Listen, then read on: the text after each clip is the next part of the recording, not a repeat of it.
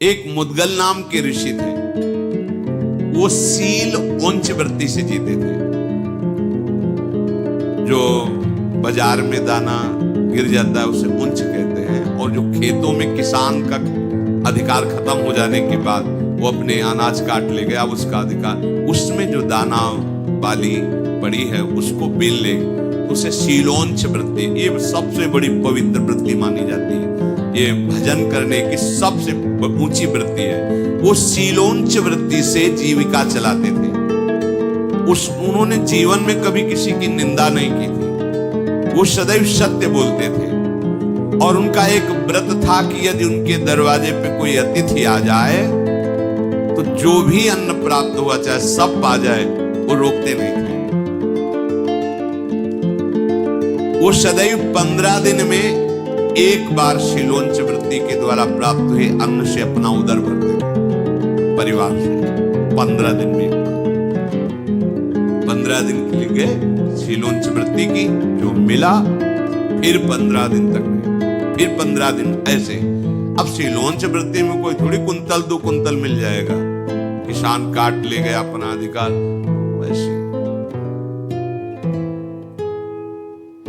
कह रहे कि एक बहुत से बहुत एक द्रोण अन्न मिलता था। एक द्रोण का तात्पर्य होता है 16 सेर, किलोग्राम ज्यादा होता है, सेर शायद हल्का होता है, तो 16 सेर पूरा खेतों से सब जगह एकत्रित करते थे। ऐसा सबसे बड़ी बात थी कि उनके मन में ईर्ष्या नहीं थी, और पूर्णिमा के दिन अगर कोई आ गया तो कुछ भी मांग ले वो दे देते थे।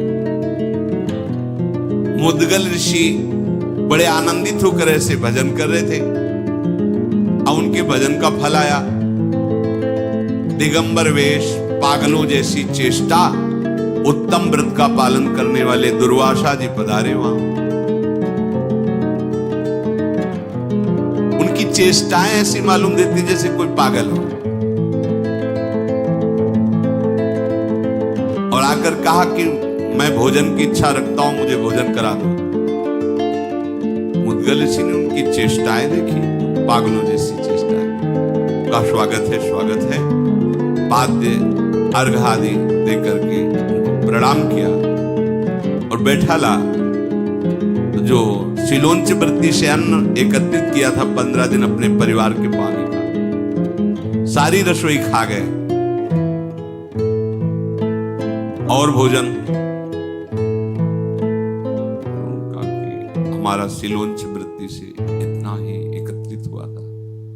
तो जो जूठन भी थी उसको भी थाली पोंछ पोंछ के अपने शरीर पे से लगा के चले गए।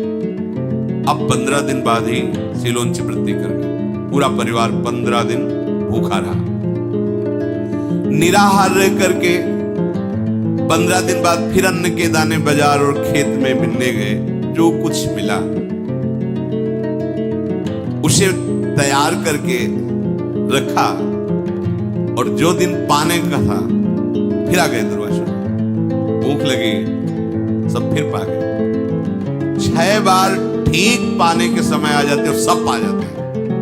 3 महीने, मतलब 3 महीना उन्होंने 90 दिन कुछ नहीं, दाना नहीं, क्योंकि उनका नियम था 3 महीना। पर उनके मन में कोई विकार नहीं आया।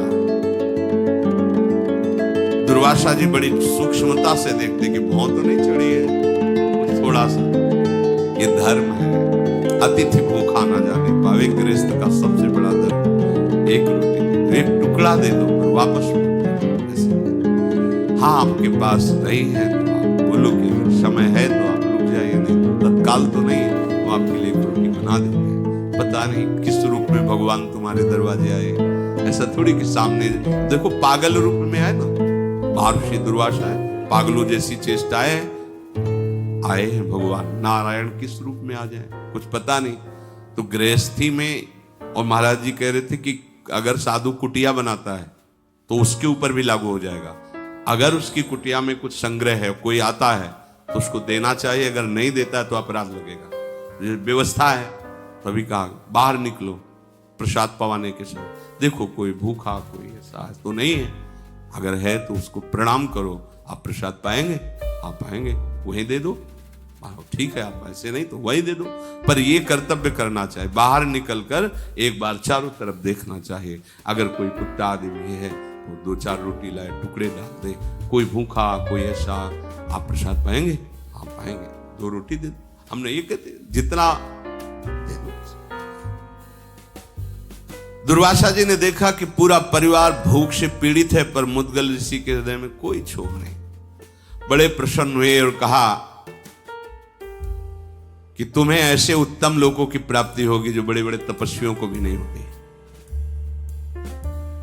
तुम्हारे साथ मैंने बड़ा विरुद्ध आचरण किया, पर तुम्हें गुस्सा नहीं आई। मैं यही देख रहा था तुम कितना सह सकते हो। आहार प्रभवा प्राणा मनो दुर्निग्रहम चलम।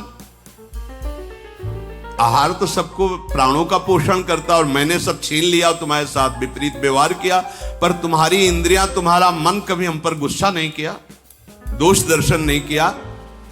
इतना परिश्रम करके फिर उपार्जित करते रहो, मुझे पवाते रहे। तुम्हारे हृदय में मेरे प्रति जो गुस्सा नहीं आई, क्रोध नहीं आया। देखो ऐसे किया तो तत्काल दिव्य विमान और पार्षद देवदूत आकर प्रणाम किया और कहा, आप उत्तम लोगों का भोग भोगने के लिए सदैव चलिए।